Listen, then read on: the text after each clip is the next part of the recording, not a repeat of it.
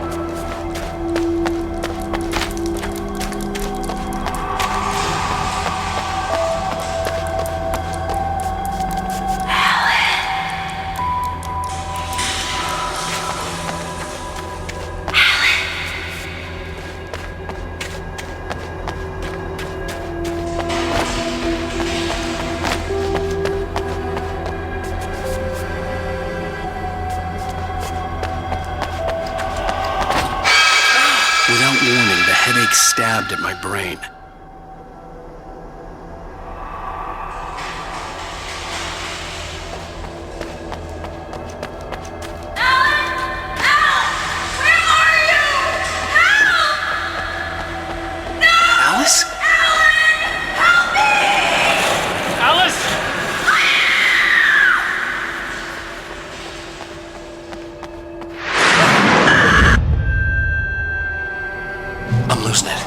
I gotta get out of here.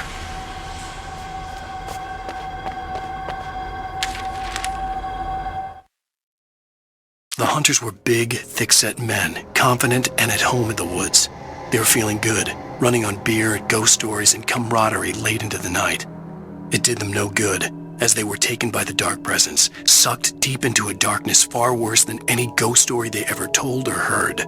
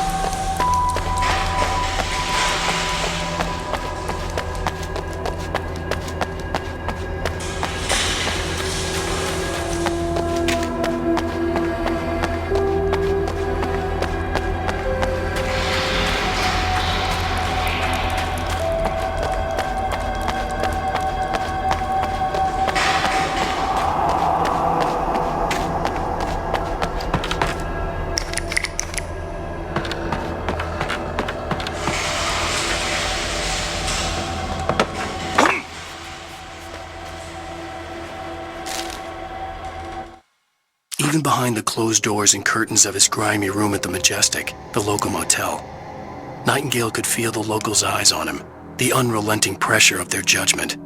He forced it out of his mind. For all he knew, they could all be under Wake's spell already. You do what you have to do to get the job done. He took comfort from the bottle in his hand. Please, he thought, just let me get through this.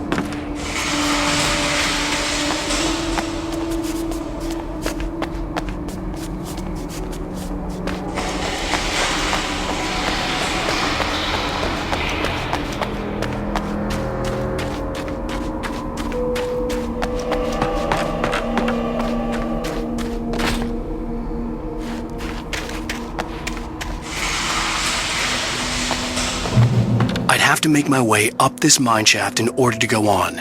Maybe the machinery could help me with that.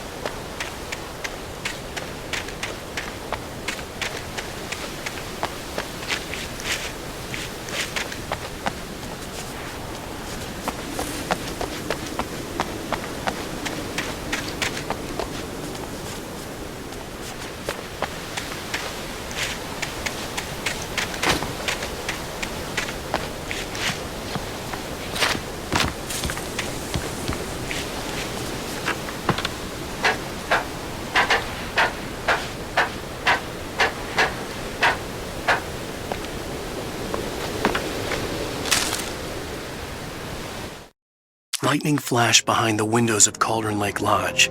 Tor Anderson laughed and held the steel hammer above his head. Nurse Sinclair was trying to calm him down without success. Tor grinned madly and shouted, "My hammer's up. Here's a friendly poke from Molnir, wench."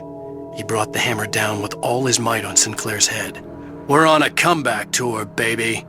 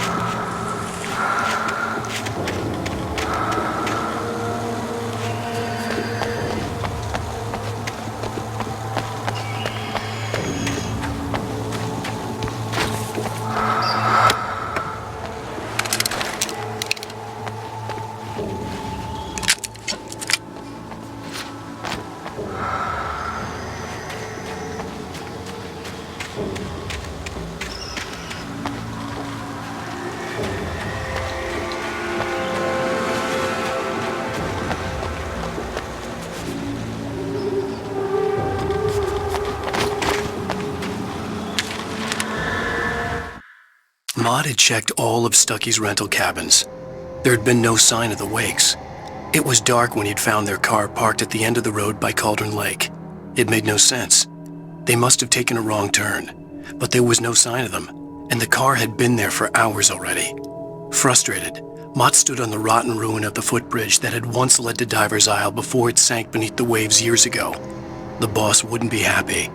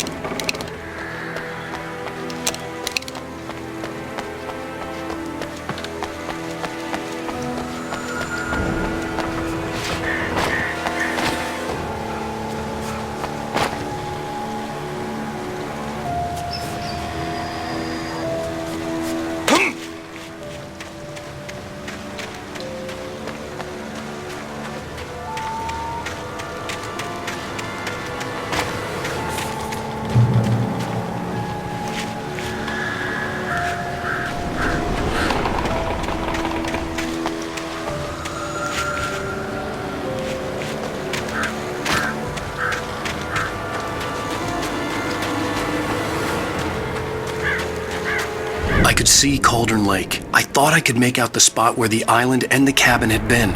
There was a light near it. It had to be a boat.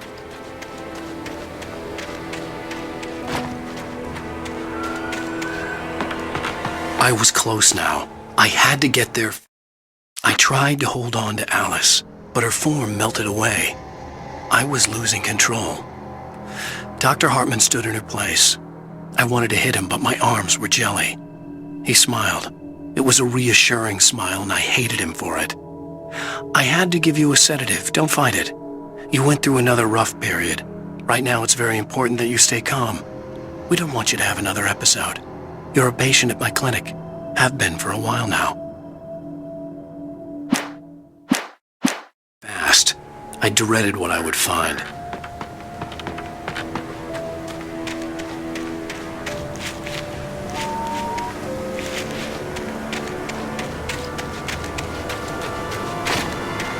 Wait! That you? Wake! Hey, I'm here! I'm coming! No! Get away! I'm sorry. Please, it's late. The boss didn't know who he was messing with. I didn't know. I swear, I didn't know.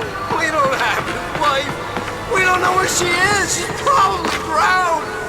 We just said we had her to make a play ball. You see? To get him writing for us. Please, oh! I'm sorry! Please don't hurt me!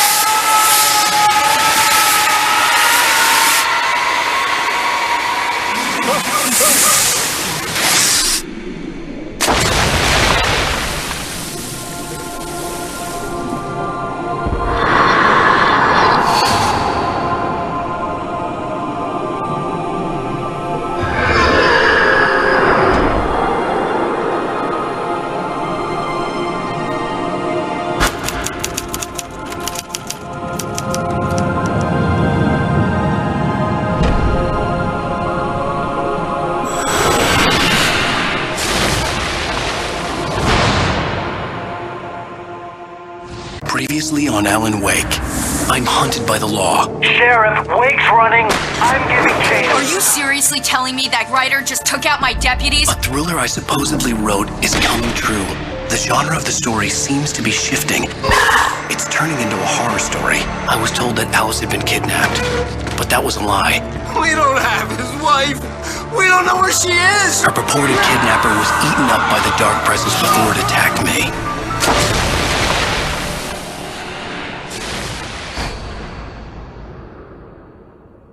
Alan, shh, baby. It was just a nightmare. Alice. There you go. Hartman. I fell. I had to give you a sedative. Don't fight it. You went through another rough period. What? Right now, it's very important that you stay calm. We don't want you to have another episode. You're a patient at my clinic. Have been for a while now. The shock of your wife's death triggered a mental illness. No, you lied. You're suffering from various symptoms of undifferentiated schizophrenia. Bastard. It's okay, Alan. Just let go.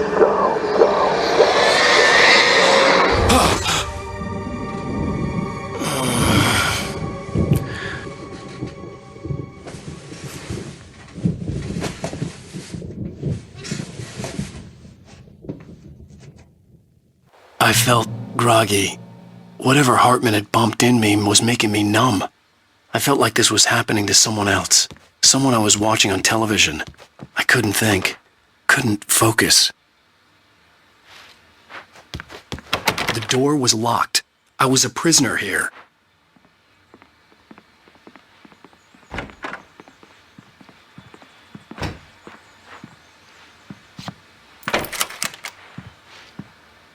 Good evening, Alan. Are we feeling better now? Feeling calm? Yeah. I see you brought your pet gorilla with you. So sure, I'm calm. I get the message. Loud and clear. Quite right. That's the spirit. You're being very brave, Alan. I understand you're confused. I would be more concerned if you weren't suspicious of me. I don't blame you for it. Big of you. Now, why don't you come with me? We'll reacquaint you with my clinic and go over everything you might have forgotten. Little walk and some fresh air? Yes, it will do you good. This corridor is for patients. Most of them aren't here right now. Jack took them out for a fishing trip, except for the ones who are particularly vulnerable, of course. I encourage creativity as a part of the recovery process here at Cauldron Lake Lodge. I specialize in treating artists. I bet you do. Splendid, Alan. I honestly believe we can get this thing under control if we work together. This way, Alan.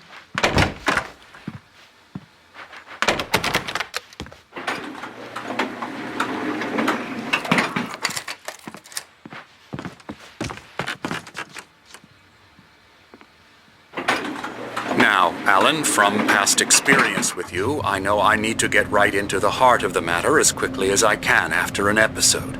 So I'm just going to say this. Alice is dead. No. You're in a very vulnerable state until you understand and accept this.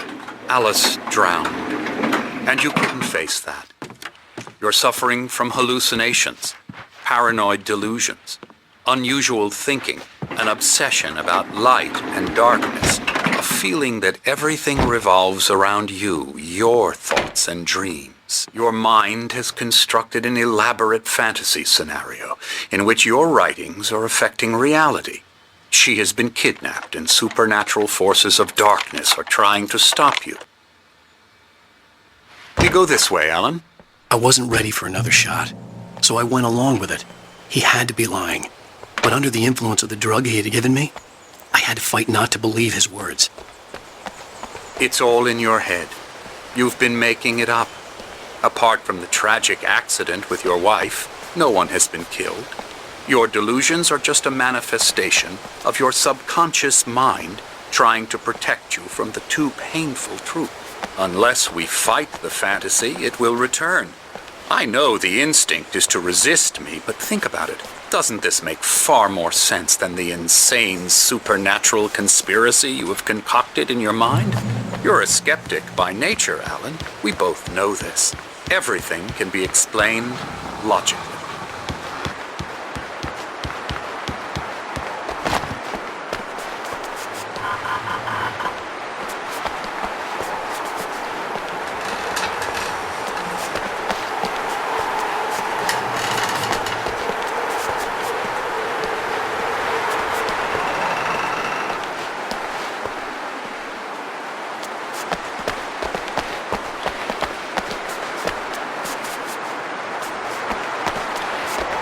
I never get tired of this view. Very inspiring, isn't it? Cauldron Lake spread below us. I could see Mirror Peak on the other side of the lake.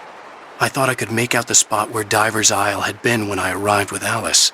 Now there was nothing but waves. It seems there's a storm coming. Funny, I don't recall there being a mention of that in the weather forecast. Well, no matter. This way. Follow me. Alan, what I'm telling you is good news. Right now we're in control.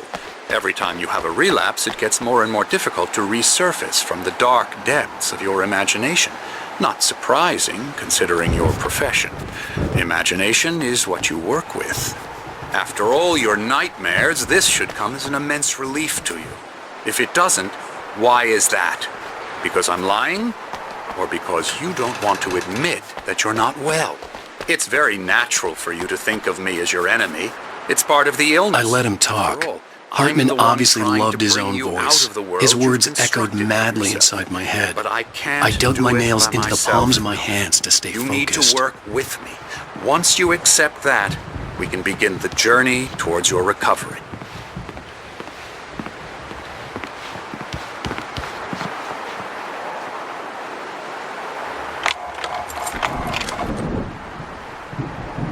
Come along. Let's go inside.